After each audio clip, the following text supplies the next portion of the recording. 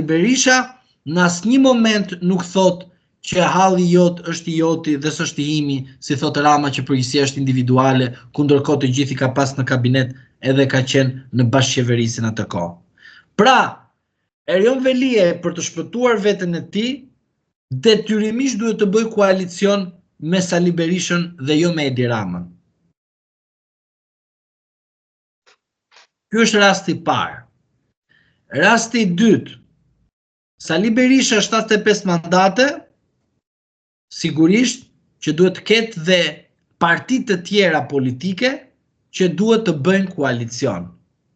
Dhe unë mendoj që mund të bëhet një koalicion në rast se Partia Demokratike me koalicion që është, merr 65 mandate.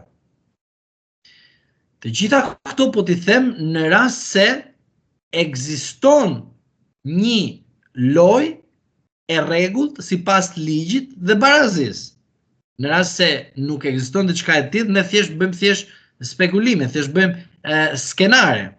Por në rast se Partia Demokratike don të vinë në pushtet, duhet në bashkë koalicionin të marrin 65 mandate, që të vinë partitë e reja ose partitë e vjetra, edhe të plotësojnë numrin ideal, që është 65, na duhen 6 deputet, që të shkojë 71.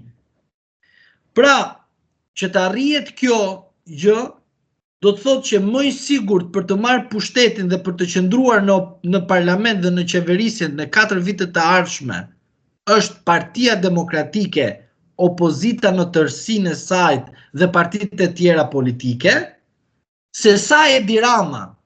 Edi Rama është në një hall të madh. Halli i tij është që në listën e hapur mos të futen njerëzit e Erion Velis, sepse do ta ketë përsëri në këmbët e tij, në punën e tij, në rrugtimin e tij politik Partinë Socialiste. Prandaj Edi Rama, po. Tek numri 65, besoj përfshit edhe në total edhe partitë e reja. Që mundet. Pastaj për të bashkuar apo ajo është gjë tjetër.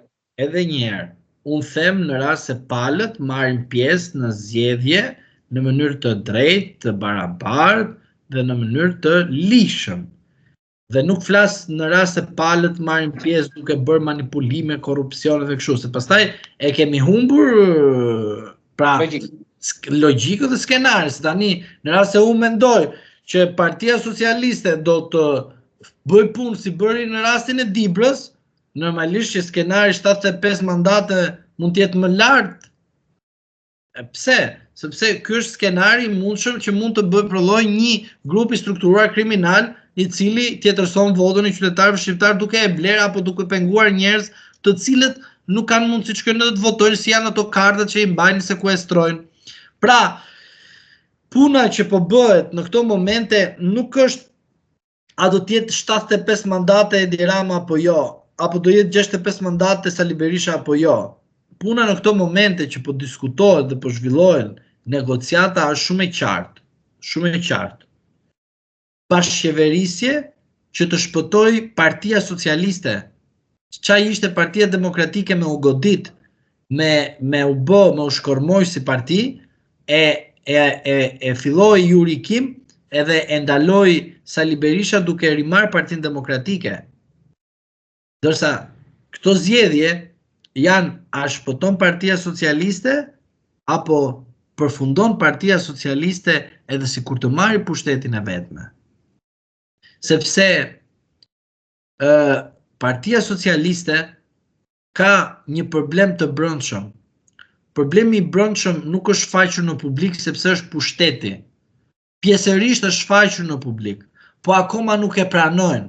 Është pranuar nga një pjesë, Mimi Koleli në mos gaboj, një natë që ishte ftuar tek CNN dhe që ekziston një luftë e brendshme tek lista e hapur. Pra do të thotë që ekziston kjo luftë dhe prandaj po ju them që nuk intereson Edi Ramës a do marrë 71 apo 75 apo do marrë 61 apo 66. Nuk i intereson Edi Ramës kjo gjë. Ramës intereson që aty ku do të ketë mundësinë ai të jetë, duhet të ketë patjetër dhe një aleancë dhe një pranim të gjerë dhe të politikës por edhe vetë të faktorit ndërkombëtar.